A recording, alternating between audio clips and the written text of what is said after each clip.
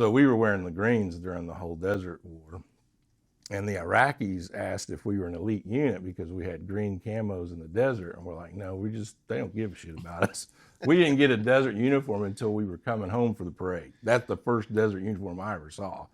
So that just tells you how important we were. But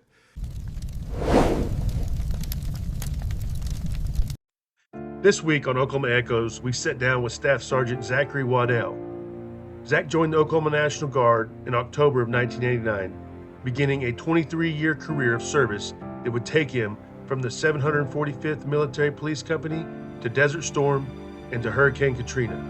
In January of 1991, Zack deployed in support of Operation Desert Storm, serving in Saudi Arabia and earning the Army Commendation Medal. In 1996, Zack joined Delta Company, 1st 179th Infantry, better known as the War Dogs, where he became more than just a soldier. And during our deployments to Iraq and Afghanistan, he served as the Rear Detachment Commander in 2008 and 2011, helping hold the line back home for soldiers and families when it mattered most. He also answered the call during Hurricane Katrina in New Orleans in 2005, serving fellow Americans in a time of crisis. Zack retired in 2012 after 23 years in uniform. But for those who served with him, his legacy is more than medals and dates. He was one of the funniest guys in the room, and one of the steady hands behind the scenes, and one of the roots of family support and our soldier support system in the War Dog Company. Please welcome a servant, a soldier, and a storyteller, but more importantly, one of the original War Dogs, Zack Waddell.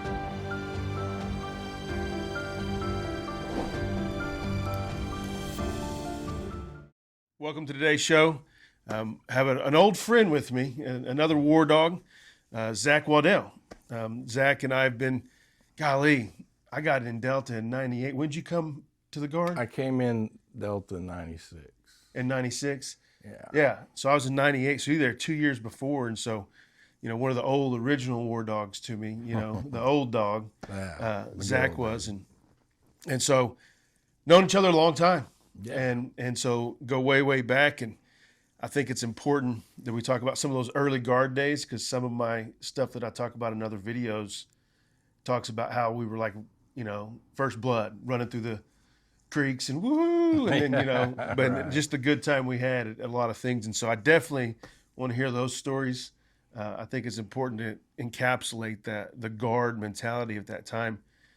But first and foremost, you know, you were in the military before that and did Desert Storm. And so I've never talked to you about Desert Storm. Of all the years we've been together, like I said, I've never heard a story about Desert Storm from you. And it's just one of those things, it's not uncommon for military guys not to talk about the deployment or their war and know each other for 30 years. You know, it's really crazy what I found out doing this. And so I'm excited to hear a little bit about Desert Storm. But before we get to that, you're an Okie through and through. Yeah. Yeah. Where were you born at? I was born in Enid, and I was raised in Lamont, Oklahoma. Deer Creek, Lamont, right? DCLA, yeah. Yeah, I graduated in 89. How many people were in that class? 12. 12 people. 4 girls and 8 guys. And of the four girls, 3 of them lived out of town. So there was only 1 girl that was in town. So, yeah, we didn't have much shot chasing 1 girl around. And its school's still alive. It's still there. Yeah, it's still right there on Highway 11. Yeah. And just a little blink, you're through it. That's right. That's cool. Yeah, what year did you graduate there? 89. I graduated in 89. And what I had done is I was sick and tired of sitting in a classroom. You know, I was looking out the window. I was like, I want to be out there doing something fun. So all my great aunts, my great uncles, my both grandfathers fought in World War II.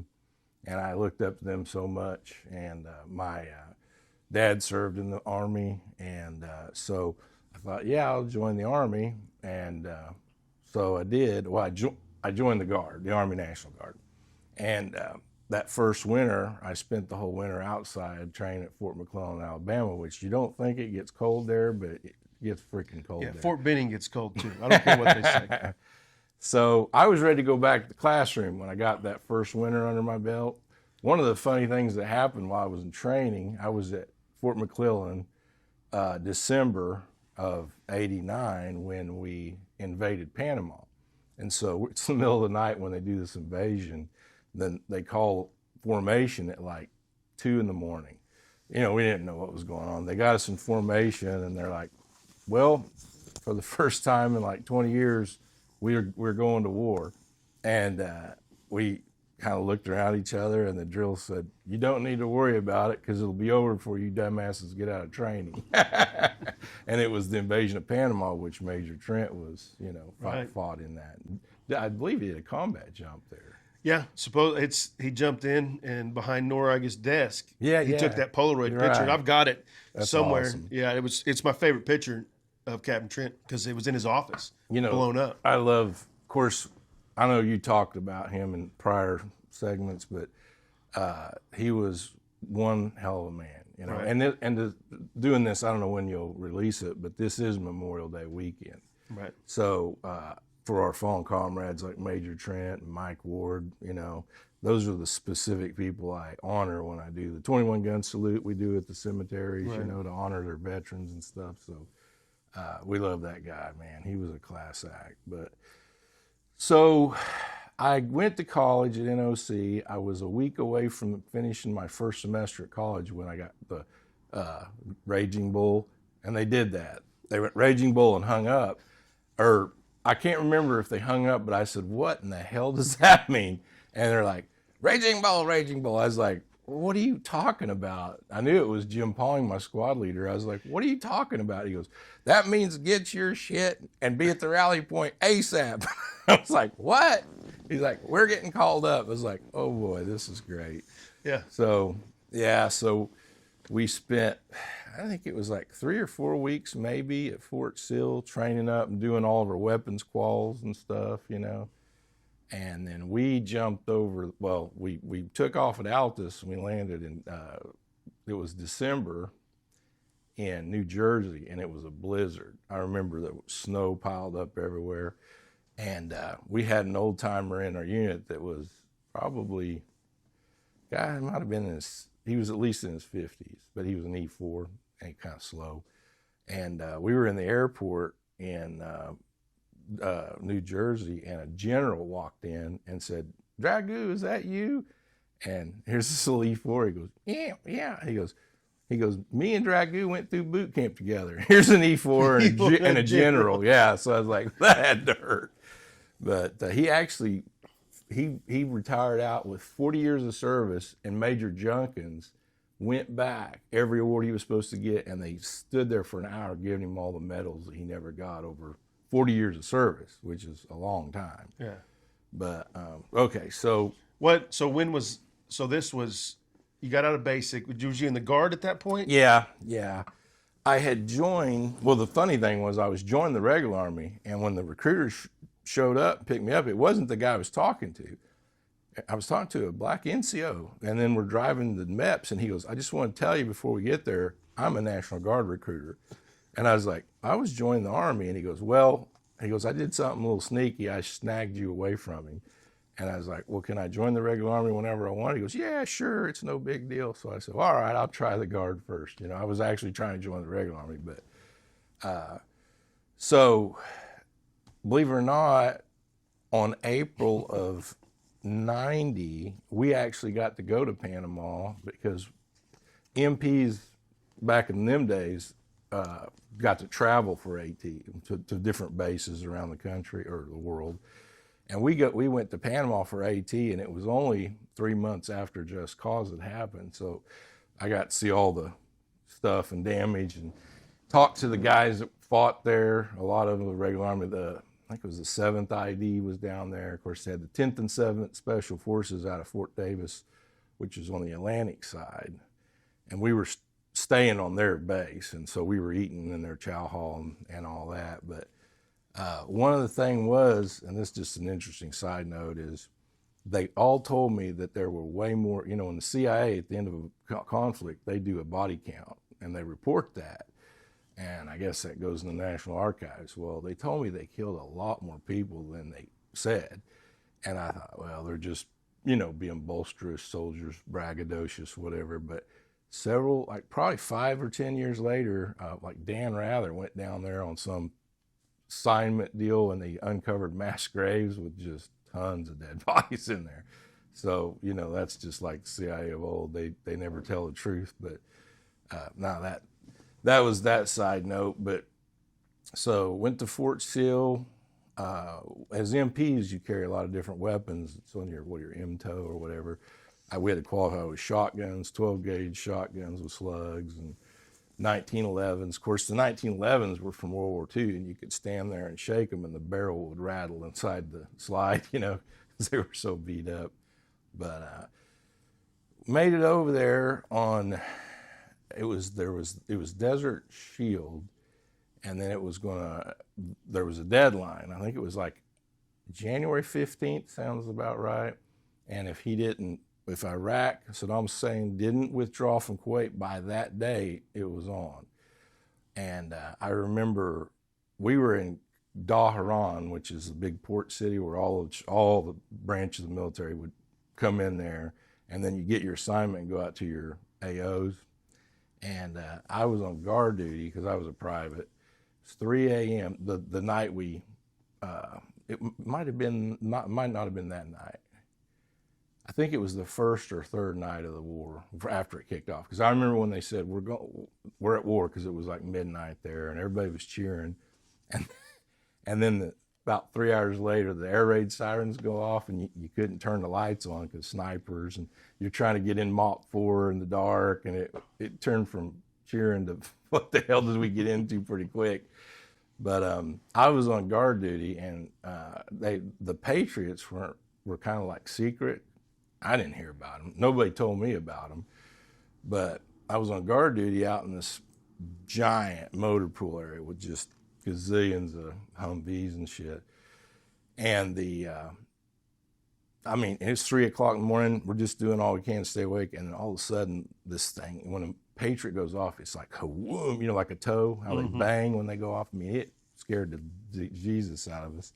It went up, turned, and then it hit something, which was a Scud missile, and they were 1,000-pound TNT warheads on them. The Russians made them, and they were like the size of a panel van, and that made a huge concussion. And I don't remember if it knocked me down, but I do remember that for miles you could hear business alarms and car alarms going off because of the concussion, set them all off, you know.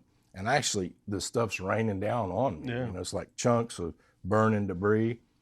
And that's not that big a deal. That wasn't like a close shave, but we were pretty sure that they had nerve agent. I think because we gave it to them during the Iraq-Iran war, which was from like 79 to 89. We were on Saddam's side against Iran. But the M8s are going off. So all the debris down, and you start hearing those M8s go, that's because you're in nerve agent. And we're sitting there breathing this stuff, you know. And so and there are people out hollering, mop, mop, mop, you know. So we put our mop stuff on, and there was this black guy named Washington. And I remember he's like, I got it. Because all the symptoms, that you get them when you put your mask on, sudden blurry vision, you get a sudden headache because you ratchet that thing down tighter in Dick's hat band. And so the other symptoms start manifesting themselves in your mind, you know. Right. And so he pulls his atropine out, and I knew from our chemical sergeant, you don't use that unless you've been hit with nerve agent. And he was just about, I said, don't do it, man. I said, look, there's 3 of us here. The last symptoms is convulsions and vomiting and everything. I said, well, whoever's not having the convulsions can give the other people atropine. And he's like, yeah, okay.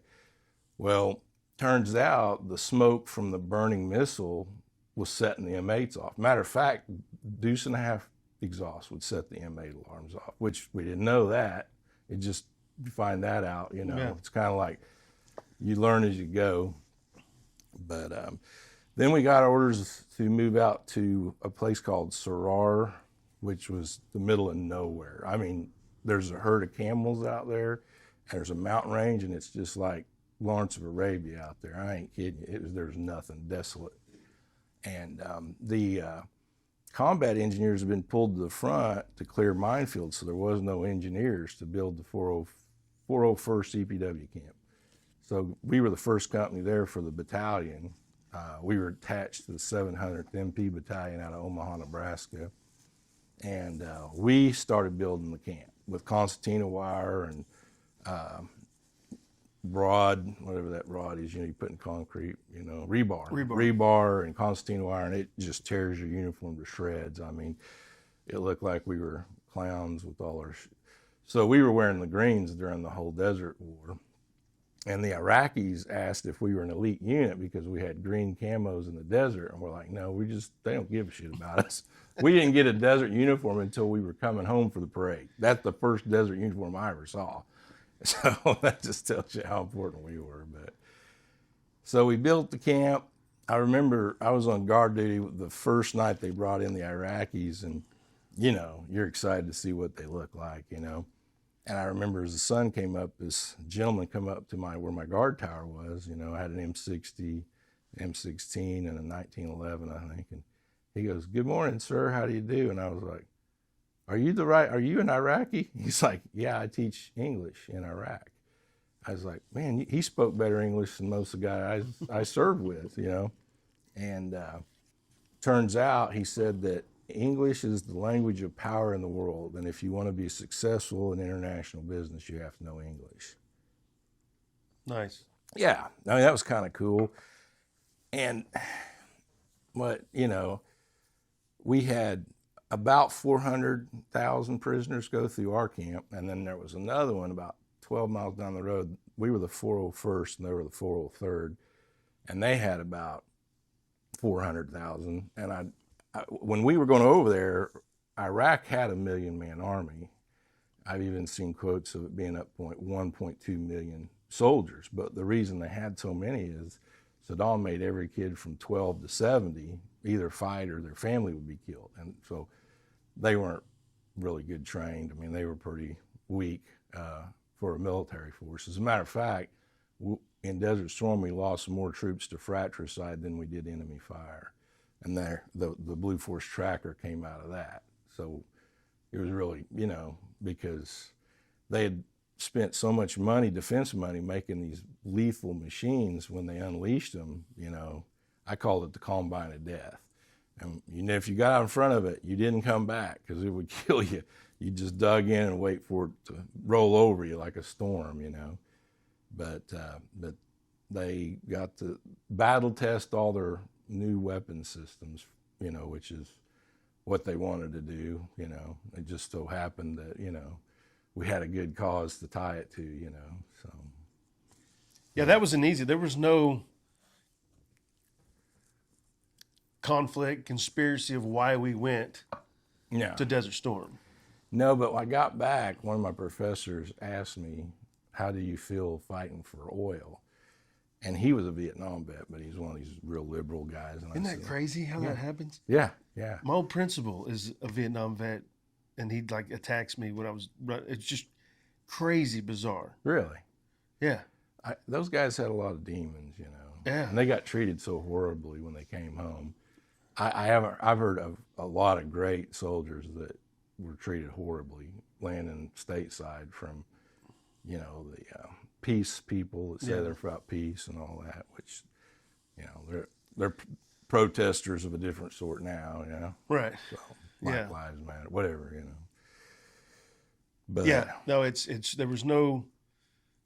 I remember the playing cards for Desert Storm. Yeah, I've got. Do you have some? I got the Tops made it, right? Yeah, Tops made them, and I had them, and I don't know where we had them all, and Schwarzkopf, General Schwarzkopf being the number one card you wanted to get. But it was cool. It was the first time I seen, the weaponry, because it had the planes and choppers and, high level people. And I remember because I was a baseball collector. Oh, were you? And baseball card collector. Me and my brother did a ton.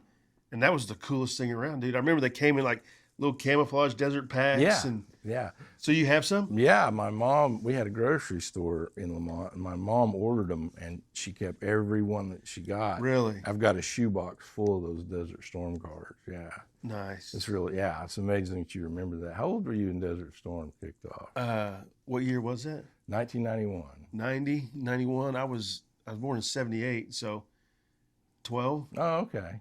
Yeah, you're older than I thought, but it's 35 years ago. It's kind of crazy to think that that whole experience was 35 years ago. You know, I turned 20 in that desert, and couldn't even drink a beer when I got home legally. You know, but all in all, you know, I'm very grateful.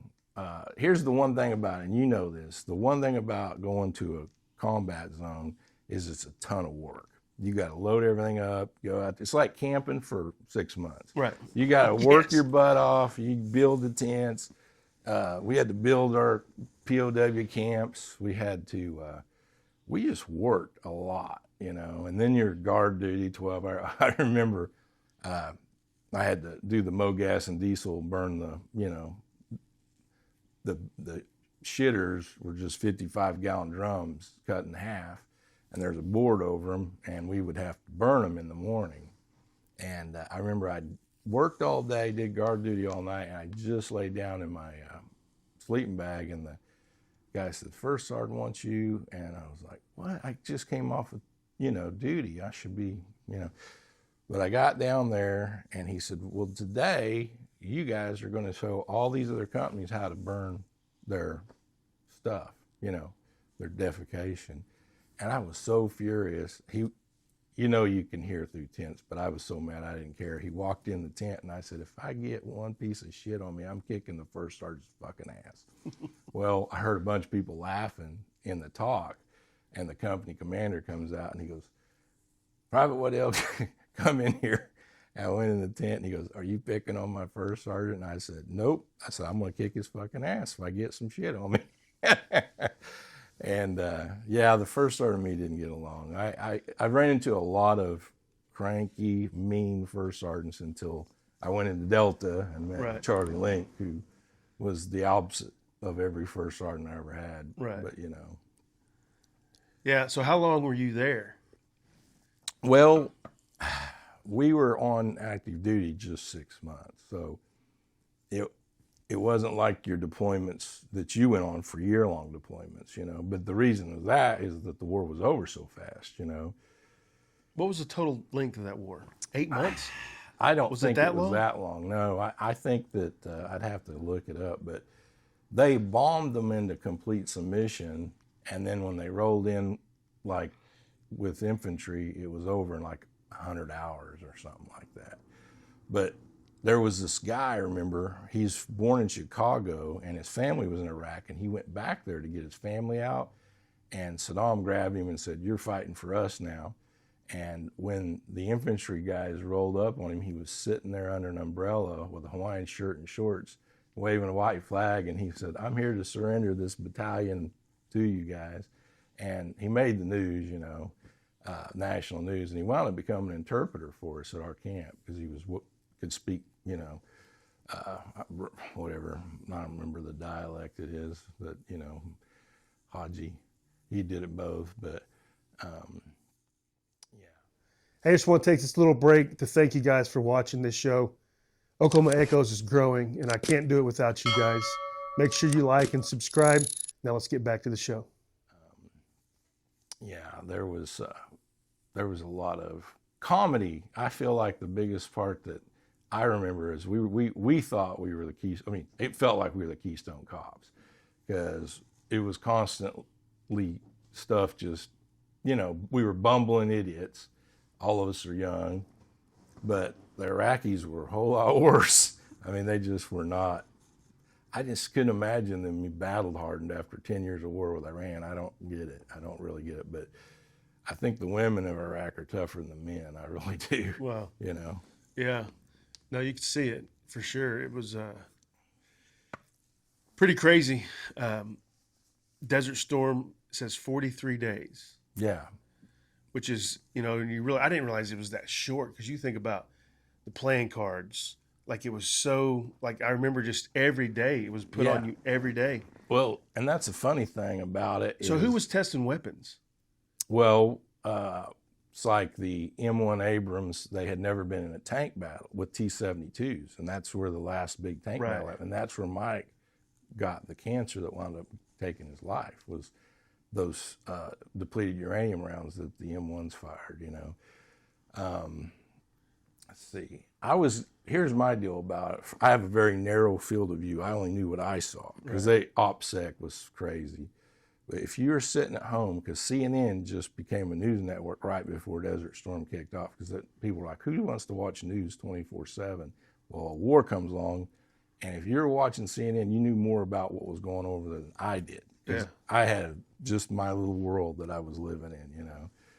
And I got back, and people told me about what happened in the war. I didn't know that happened, you know.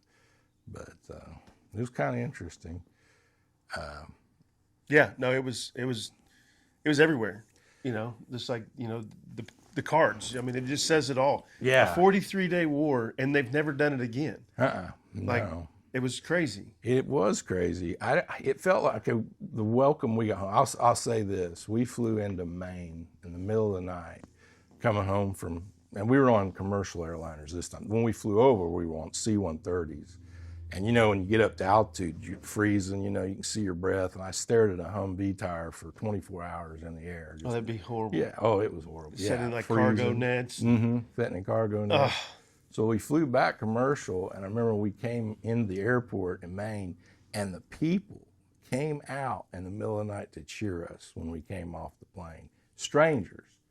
The VFW was there handing out beers, you know. I think it was a weeknight. All these people came out, and it was like, for me, it felt like the country was trying to make amends, you know, for the way they treated the Vietnam guys, you know, because I don't know if it was so much that or the good people stood up this time instead of the bad, you know, I mean, the negative ones. But. Yeah, no, it makes sense. Even like when we flew back into Maine, going overseas, it was small groups, but 3 a.m. Yeah. And there'd be somebody there welcoming us. And it was Isn't that like crazy? Yeah, it's cool. It's kind of surreal, but we're just probably more tired than they are. We're just like, you know, we've been up for hours, you know, trying to sleep on a plane, and yeah, it's just crazy. But it is that makes sense. I've never really dove into the idea of Desert Storm, of what, you know, the new weaponry to come off a different avenue from Vietnam. You know, we're going through the Cold War, and then now we get to flex a little bit in a 43-day war, which is, again, you had the mile of tanks, right? That they just waxed, and it was pretty much over at that point. The road of death. Right, and I seen that when I went to highway of death. Yeah, I went to Kuwait. You could just see in the middle of the desert just lines of tanks. Well, what they did, and this is what I was told, George Bush Sr.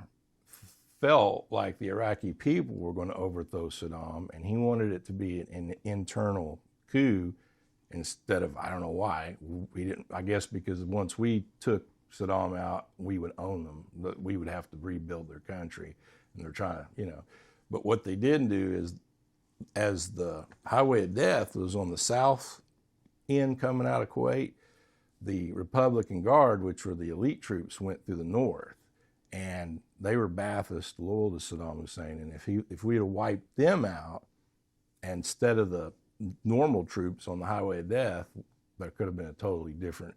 Because here's what, my squad leader was a Vietnam vet, best squad leader I had, Jerry Whitmore, great guy. And he said when they called the ceasefire, he goes, that's great, we'll be back in 10 years. And I was like, you're crazy, we're not going to be back in 10 years. And he was right. We were back in 10 years to finish that we didn't finish then. And I was like, how can the president's advisors not know this and a staff sergeant on the ground sees it, you know what I mean? But sometimes the guys on the ground know more than the guys that are theorizing what's going to happen, you know? Yeah. It's like economists, right? And they're wrong a lot. Yeah. You know? Yeah. No, it's pretty crazy. Like I said, I've never really thought about Desert Storm in that sense, but living in mop gear. Oh, yeah. I mean, you guys, that's your biggest fear. They actually had these thing called NAP tablets. They were anti-nerve agent tablets. But our chemical NCO said they've never been tested on humans, and I'm not giving them to you guys. But they would play this, these air raid sirens, and they'd say, take NAP tablets now. And these guys you'd see them taking them, and they would either start vomiting or start having the shits right then. Well, you're a mop, you can't break mop, so you're sitting there filling your pants up. I think that had a lot to do with that Gulf War syndrome because it's anti-nerve agent tablets. Yeah. Vitamin with venom, right? Yeah. Vitamin with venom. Well, with the atropine, it was a counteractant, so you had to have nerve agent in your system to counteract it, and they would neutralize each other, But I don't know how that would work with an anti-nerve agent tablet, but I do. They called them NAP tablets. And there was a lot of creepy. Well, of course, we had to do the hoof and mouth disease shots. You probably had them too. The anthrax. Yeah. They gave us a series of anthrax shots, which were never on our medical records. Yeah. Yeah. And they said it was top secret, so the bad guys didn't know who to gas with anthrax. Well, I guarantee it was so they wouldn't be liable for, side effects. That's what I always said all the time with the COVID pandemic came around. I was like, oh, I'm good. I've got all 6 anthrax shots. Yeah, right. Like I'll be fine, So when you come back, so the 43-day war is just crazy to me again. I thought it was way longer than that. It's really mind-boggling to me right now. Yeah, you have stages and preps, and you didn't leave right then. There's a lot of different things that go on. It's basically the ceasefire, and there's a lot of things still going on after that. And so when you guys left, you're there, and then what was the exfil? I remember each company got in, and we were like one of the last ones to leave. We were one of the first ones there to AO, and we were one of the last ones to leave. Well, one of the funny things was we had a shower, one of them, it was a 500-gallon tank on stilts, and you'd pull a spring valve and get wet, and then you'd soap up and pull a spring. Well, just about the time we were shipping out, they brought in shower trailers. We all got to have a nice shower for once before we left, but that was kind of interesting. And one of the things about the Guard that I found out during Desert Storm is they put reserve and Guard units right next to regular Army units to see how they actually did in the real world. And we outshine them in a lot of ways, and I don't mean any disrespect to the regular Army, but they're mostly kids. They're 19, 20-year-olds like I was. They don't know nothing. Well, the Guard had guys who were ex-Marines, prior service, electricians, carpenters, plumbers.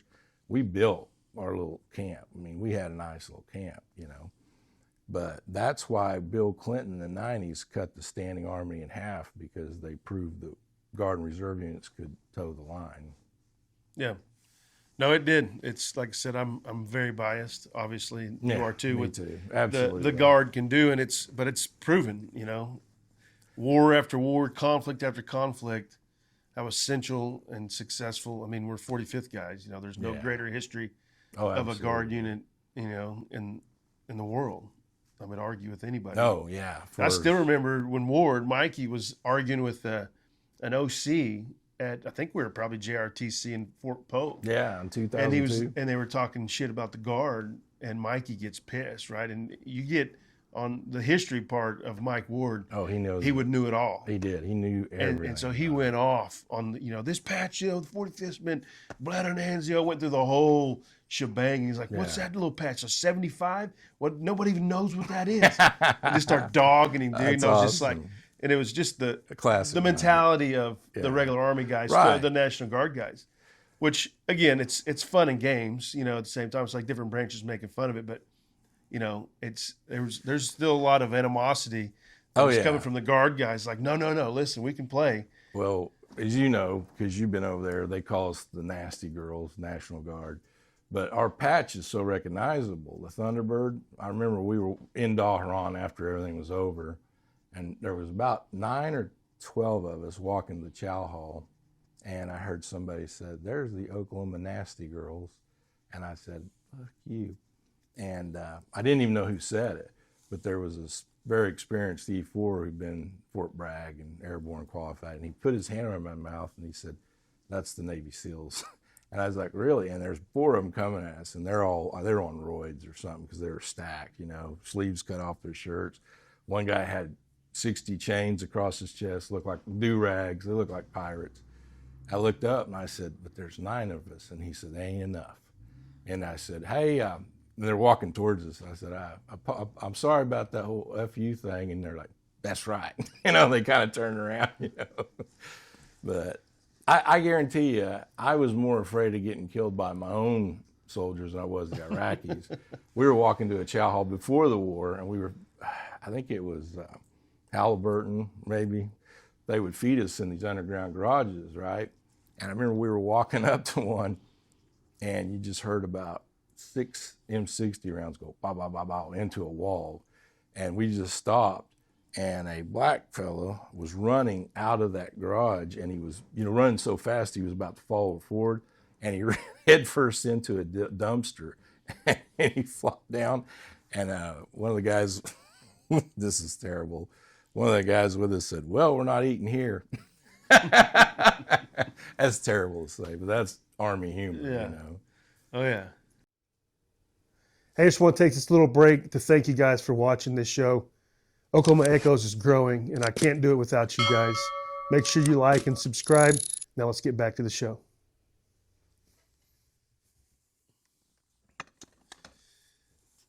And now that on the humor side, that's the thing about it is humor. As you know, soldiers have a weird sense of humor, but it's that humor that helps you deal with stress. Is laughing at things that most people find distasteful or grotesque, but laughing's what saves your sanity. Yeah, definitely things you don't say out in public, and that they made that whole.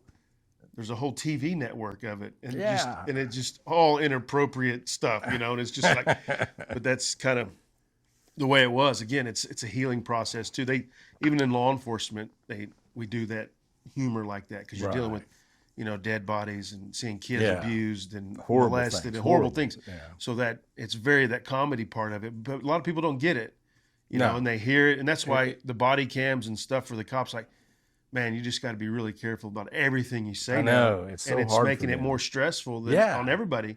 And they don't pay them near enough for the kind of chances they take. It's not inhumane when we're sitting there making fun of, something or each other, and it seems very inappropriate and vulgar and wrong to somebody that's not in that situation, because it's just different. If you've never been there, you don't know. Yeah, you don't. And so that's stressful, and I think it does a lot of harm to the psyche of the military and law enforcement and firefighters and stuff like that, because you get fired now. You say anything wrong, and all the sexual harassment stuff, and it's like, you just mind your own business now. Don't even talk to people. So it's been kind of crazy. But the humor part is definitely something that, obviously you're a huge loving person, because you did. How many years did you do completely?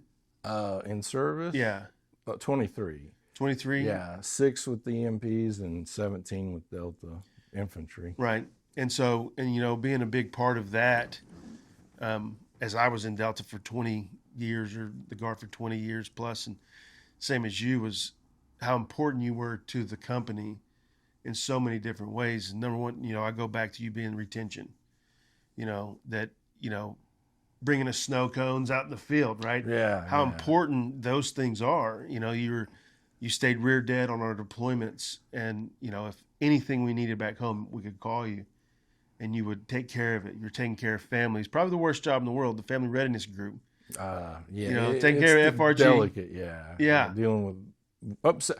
Well, I'll say this at that point is when you serve, your family serves, and when you're gone, everything goes wrong at home.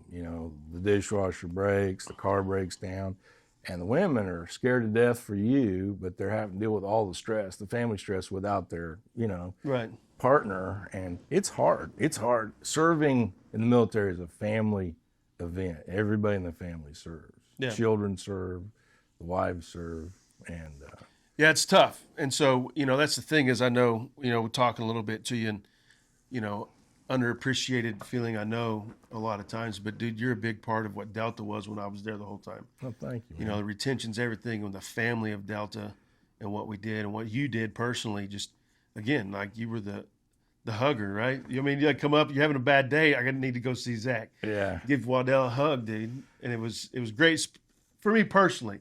I don't know about everybody else, out there, but most of the infantry guys are huggers. Yeah. We don't have qualms about that, Yeah. I remember, now, the reason I wound up doing that is I blew a disc out trying to charge a Jam 50 cal. I did the dumbest thing ever. I put my feet on the handles and I was jerking on the charging handle and I blew that L4, L5 out. I mean, when it hit me like I got electrocuted. And I woke up the next day with pain down the back of my legs. I had to have a surgery in 2002 for that, and then in 2007 for the same thing, But so that's why I wound up doing retention, which is desk jockey work. But I remember they stuck this lieutenant with us. We were for the whole battalion, and he was buying hot dogs, and he went and got these Hebrew National, and he was talking about how great they're going to be, and everybody's going to be so happy with him, and something about his career. And I told him, I said, "Sir, you're selling snacks at a war game. Your career's over. There's no way up from here. Yeah. This is it. Selling this is the highlight. War game. Your highlight of your career is come and gone with these Hebrew National hot dogs, but that's funny. But it's important, like I said, it truly is. And, we go back to before you were doing that, when you were, I don't even know what you were. What was your rank when Captain Trent was there? Was you a sergeant then or E4? Well, when he first came, I was an E4 and got promoted to E5 in the det. And then me and Mike got promoted to E6 exactly same time because we were squad leaders at Katrina. So we were holding the E6 slot, and they pinned us when we got back. Okay. Yeah, because, again, everything starts running together to me. So Captain Trent, Major Trent, when we were at JRTC, what year was that? 2002. So in 2002, you were still running a squad. You weren't doing retention or anything. You and Lou Brown were my squad leaders. I was the section sergeant. Right. There. Yeah. And so our training of that, one of the greatest memories of my whole Guard life, going back to just how crazy the Guard is and how we definitely like to have fun, from the naked seal slide that got us kicked out of the barracks for years. 3 years. Yeah, years. We lived on Toe Hill. People used to come down the stairs just to watch Delta do something stupid. Drunk and stupid. Right. And so it was pretty much known that we were the black sheep of the entire battalion, always. And I don't know if Delta's that way in every battalion, but I don't know. But I know this much, that because who was the first sergeant when we were at Katrina? I really liked him. Gordon Carlin. Yeah. Gordon Carlin and the commander got a medal at Katrina just for keeping us from raising so much hell. Yeah. They were afraid we were going to be the worst bad kids on the block, getting drunk, doing what we normally did. And they actually got medals because we didn't. The other companies decided to be the jackups then, right? But yeah. Do you want to do the Poison Ivy story from 2002? Yeah. So was that JRTC? That was JRTC. So that was 2005. We did Katrina, but let's go to the JRTC in 2002, because we have a bunch of old pictures of that. Right. Okay. And so this is when we were doing the war games at Fort Polk, Louisiana. Right. Yeah. And this was the closest you come to war, right? The JRTC. Yeah. And it's brutal. You're not sleeping, you're going. No. So when we got back to the rear, we partied our ass off. Yeah. It was a party, right? So our classic party. Yeah. Our hazing, if you call that, was throwing people in the mud, right? Yeah. And that was and it was just like inauguration, initiation. Right. Yeah. And so you just rite of passage.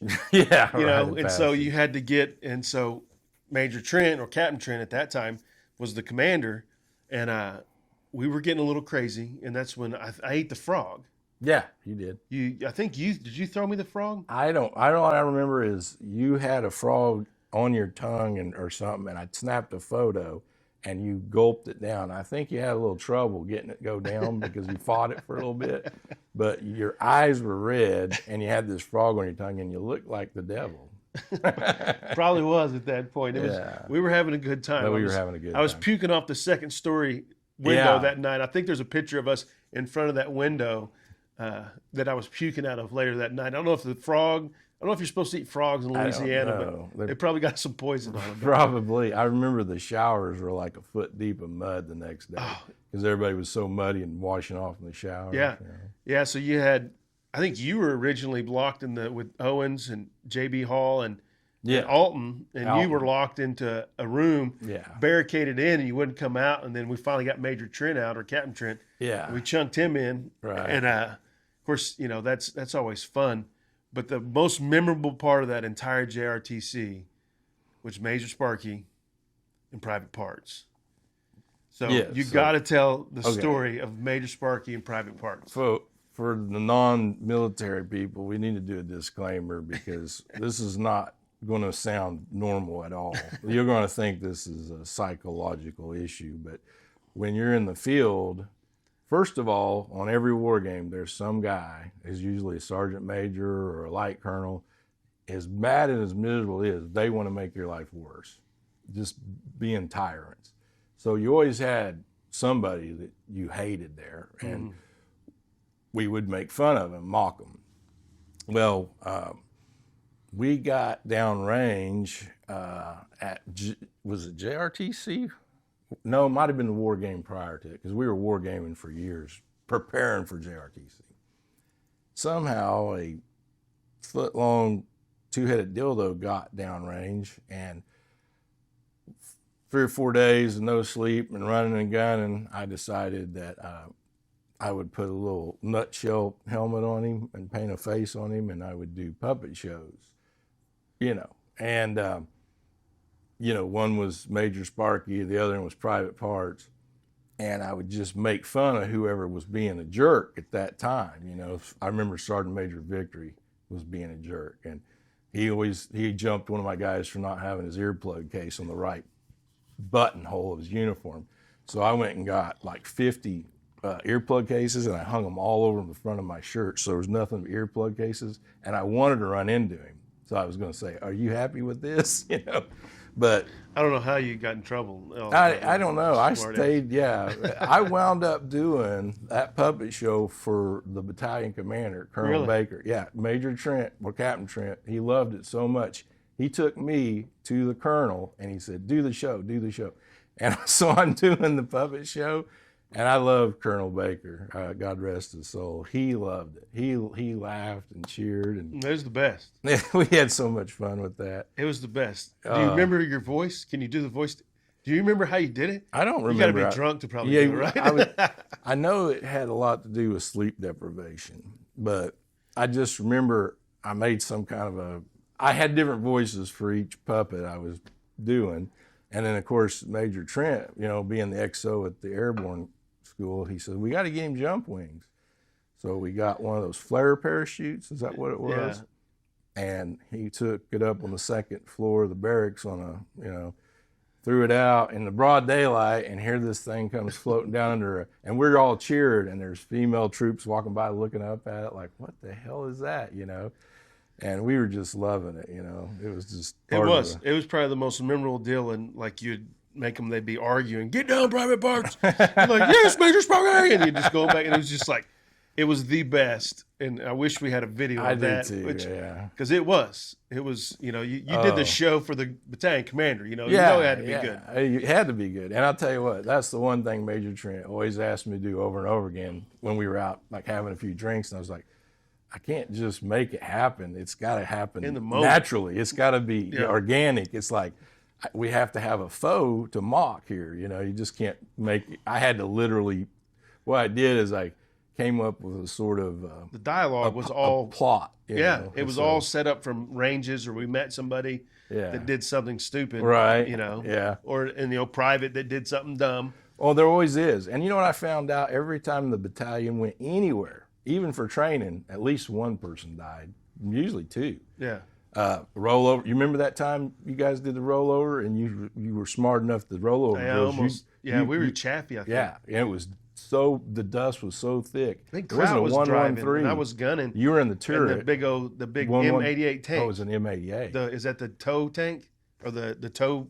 I thought it was a 113, but anyway, an armored. Yeah, it was a track tank vehicle, and he swerved, and you did the right thing and dove into the passenger floorboard, and it rolled over, didn't it? Yeah. I mean, it killed you. Yeah, I was laying on the side, and I forgot about that, dude. Yeah, I think Kraut was driving. Yeah, and I just had that bad feeling that something, so I actually slipped way down to my gunner strap. Is that right? Yeah, it's just weird. It is weird about that. Yeah, you get a sense. It's sixth sense. Yeah. When something's about to happen, I guarantee you there's a God in heaven, and there's angels, because I've seen them. Yeah. I've seen them, and they've saved me.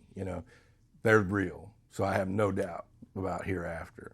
But you would get a sixth sense. Something's going to go wrong. Yeah. And you don't know what it is. You get a heightened sense of attention. It is.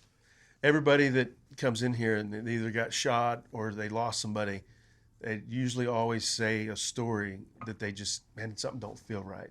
Right. So when Ben Garrison actually came to my room in Afghanistan, and was like, Sergeant, I'm scared, and I'm like, me too, and I was just like, oh God, he felt like he was gonna die, and I'm like, God, please don't make this come true. Right. Because it's real, you kind of have a weird feling and taste in your mouth, if you will. And he's a stand-up guy. He's not a chicken shit. He knows, right. He's a brave soldier. So. Yeah, and so it was good. It was good to talk and feel that kind of little bit that people were scared. And oh, we all are. I found out sort of going on my own, it's the human experience that if you think, the old days going to war meant you're going to die. Because what was really great about what the U.S. military did is they dropped the morbidity rate, and that's a ratio of how many people are wounded as opposed to how many die from their wounds. And like the Civil War, it was almost 100% because of gangrene and stuff. And if you go through each war, they dropped it and they dropped it and they dropped it. So when you guys went to Iraq in like the second Desert Storm, they had dropped it down to 1%. So out of every 100 soldiers that were wounded, 1 died. Right. That's amazing. But they had trauma surgeons on the choppers. As soon as you got hit, you were getting treated. They brought in the best trauma surgeons all across the military, and that they take care of your own. That's the good thing about the U.S. military. Colonel Chet Eggert, which he's episode I think 14 or 13, talks about that, of how the wars have progressed for combat lifesavers to they taught us for trachs. Oh, did they really? Yeah, we could do trach. That's awesome. Yeah, and so it's crazy, and then they backed everything off, right? We're giving IVs in the forehead. Yeah. Look at everybody's giving IVs anywhere, and it's like, what is going on? They're great for a hangover, right? Yeah. But they did a big push on that, then they pulled it back because, you get your leg blown off, give him an IV. It's like, no, he don't need IVs, so then like, let's just give him tourniquets and take the IVs away. And so they did. They started changing everything up. And so it's crazy, like you said that, because he talks about that and goes into great detail of each war. Right. Of how just the morbidity rate. The morbidity. Yeah.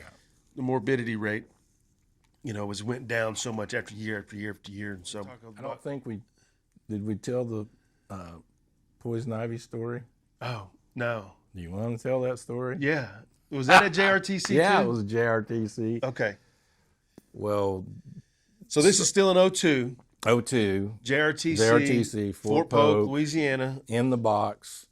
And for anybody that served in Fort Polk, and they call it Tigerland because it's where they train guys to go to Vietnam, it is crazy. There are wild stallions running through the battlefield, wild boars running around, alligators, every kind of snake and thing you can think of.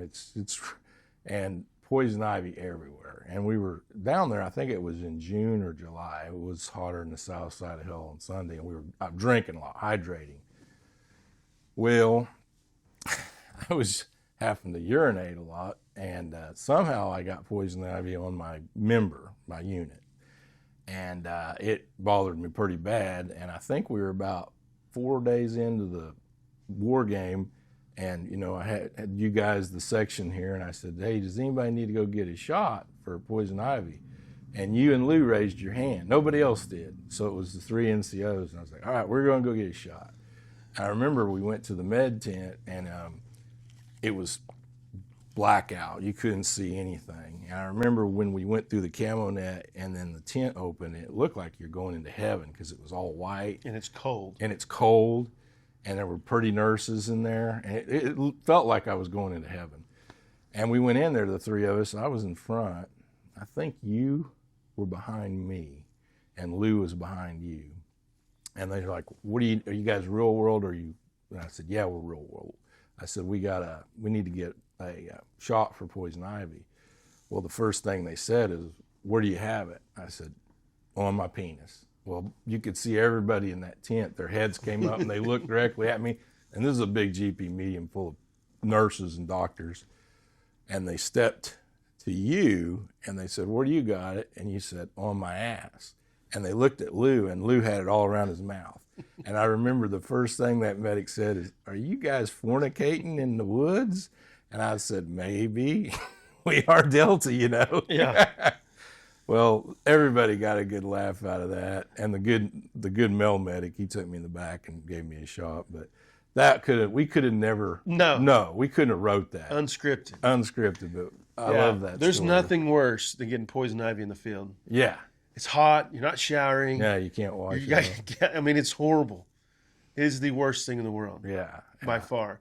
And again, but we weren't embarrassed either. It was just kind of like, no. It was just like, that's what happens when you roll with Delta. That's it. Just rolling with it. Just shut up and give me my shot so I can get back out there. Damn right. Yeah. No, the guard days, man. Like I said, we got to get Alton on here at some point. That's exactly I remember right. I wanted my him to first be here. AT ever. We were at Fort Chaffee. I'm driving, and it rained, and so we're doing wargaming, and I think we're fighting the 82nd. We're fighting tanks and Bradleys and everything, and we are running everywhere, and it's muddy.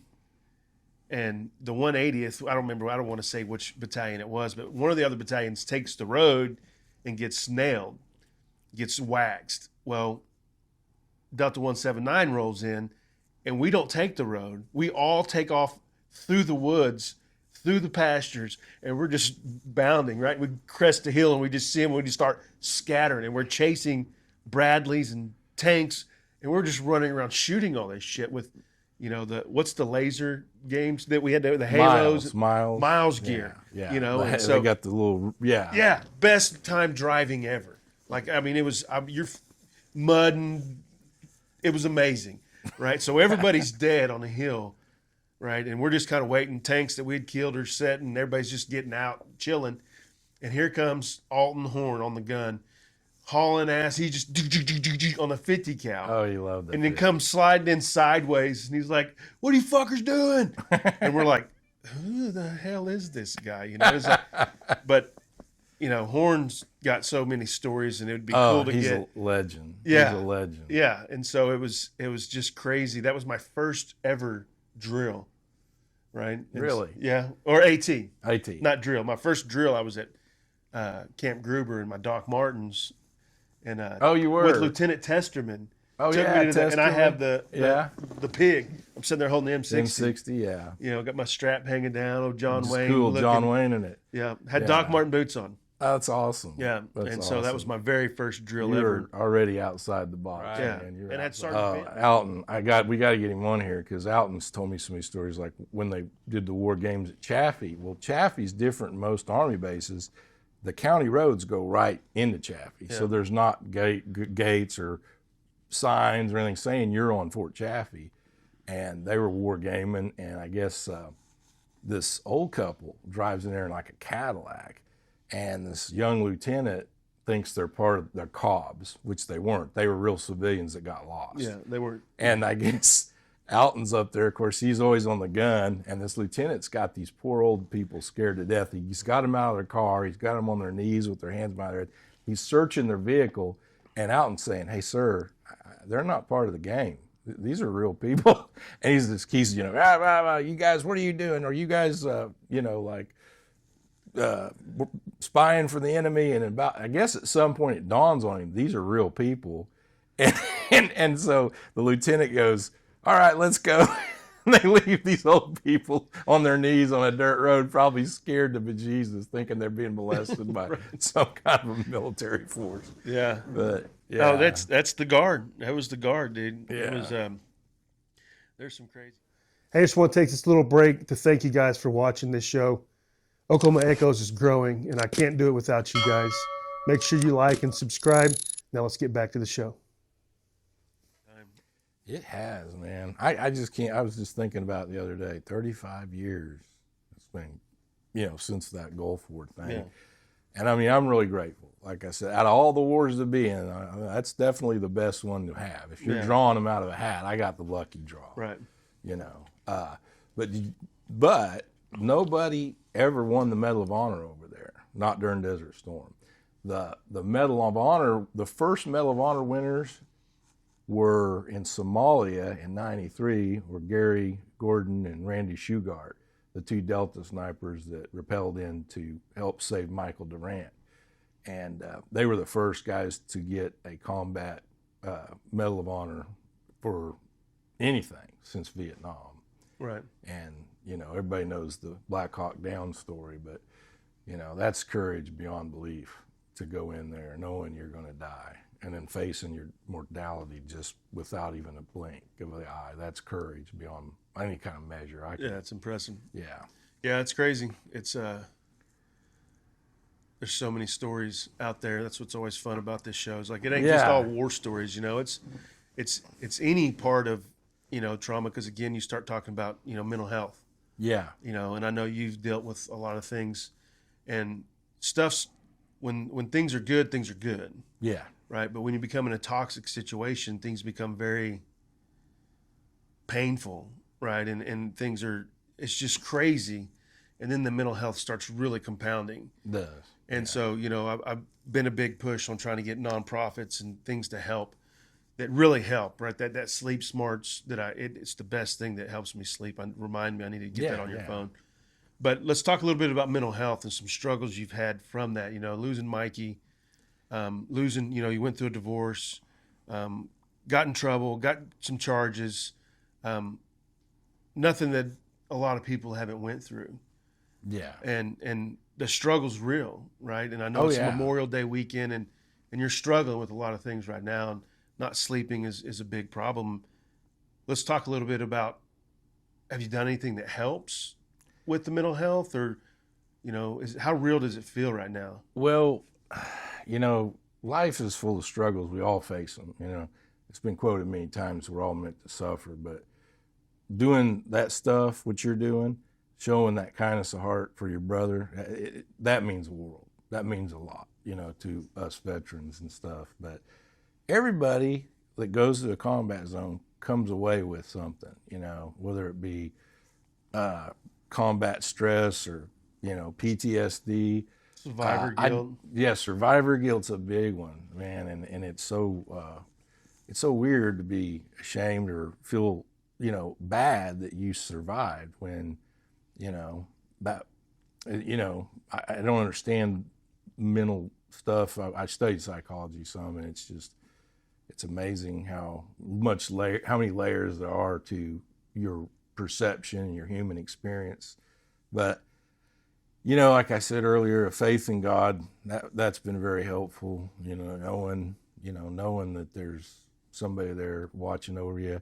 I think, when I started having anxiety attacks after Desert Storm, the one thing that helped me I would walk them off, and then came Valium or whatever. There was one drug that I got that really helped, but of course it was one of them schedule deals, Opioid, yeah, opioid things. So you can't get them because too many people abused them and all that. But that worked.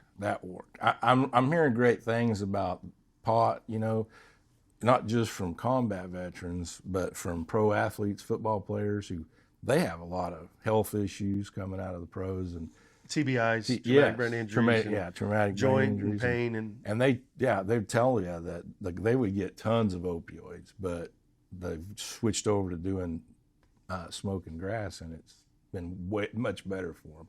There's a place for it. I definitely believe that. Yeah. So, But yeah, and it's the number one thing. There's a lot of different things for the TBIs and the neuroplasticity, to try and get it back where it all comes. right. The major traumatic brain events and stuff, but it's came a long ways. But the number one thing is always God. Absolutely. It's faith.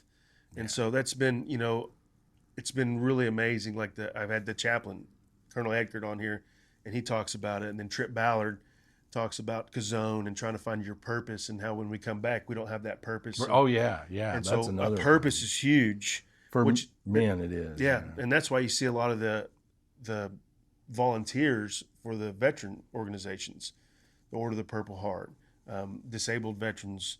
There's several out there. Yeah. And so it gives that purpose to a lot of people. And so, and I know you're still working, at Conoco. Yeah. I've been there a long time. And so, the one thing that the mental health part, it becomes so therapeutic to just listen to yourself talk about it, I think. And that's one reason I started this as well, because, I did my hunt down in a Purple Heart hunt with the Rough Purple and Heart Ready. down in Texas. It was Lawton, Oh. at a high fence, and it was a black buck hunting for the Rough and Ready Outdoors guys.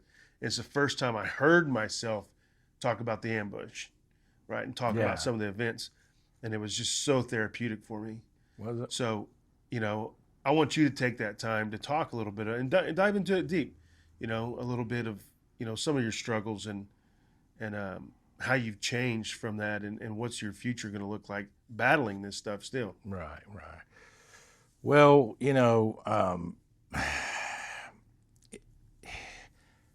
it's kind of hard.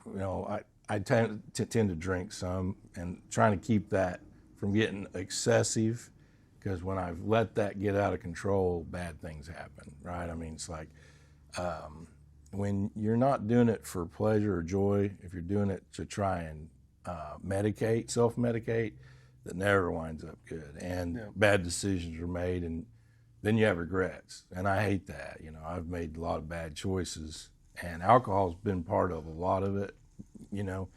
I'm not trying to use that as an escape or an excuse, but that I let it get out of control a couple of times in my life, and so, You went to rehab. Yeah, I went to rehab. Yeah, that was And back. I talked to you a few times when you went to rehab, if you right, remember. you did. Yeah. Yeah.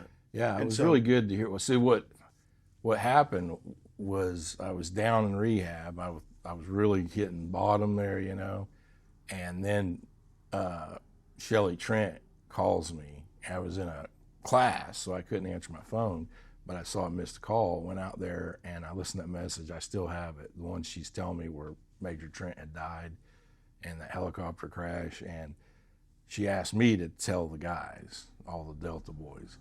And because she asked me to do that, that probably saved me, because I had to do something. I had a mission to let everybody know, because I was thinking about walking straight to the liquor store right off of rehab when that happened. I was literally thinking, I'm just going to go get drunk, But she told me to let everybody know, and when I talked to each one of those guys, like Wiggs and all of them, they were all so supportive of me and what I was going through too. It wasn't like I'm telling you our best friend's dead.